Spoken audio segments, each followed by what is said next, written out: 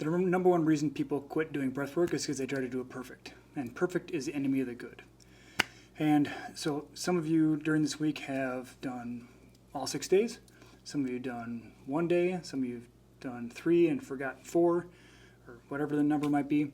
And some of you are not doing anything because you're afraid of doing it wrong, or I chose the wrong breath, or I'm not breathing right, or I feel silly doing it. And the challenge is your body and brain all just want consistency. They don't want you to do it perfect. They don't care if you're done 60 seconds of perfection or 10 minutes of crappy breathing. But it just looks for consistency, because when you're consistent, you're basically telling your brain that you're safe.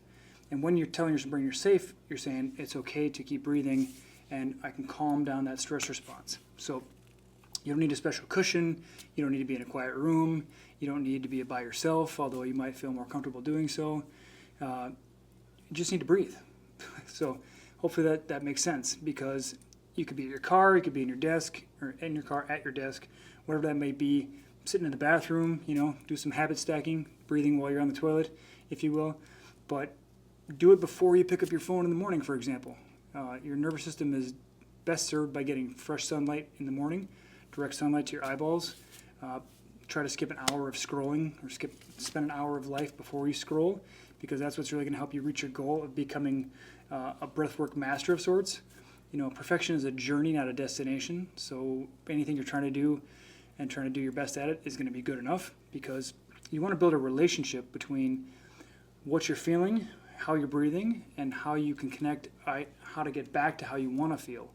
Because your nervous system really is just looking for small repeated actions that you can do over and over, and you can actually raise your dopamine by learning how to get back to your stable state, get back to the calm state.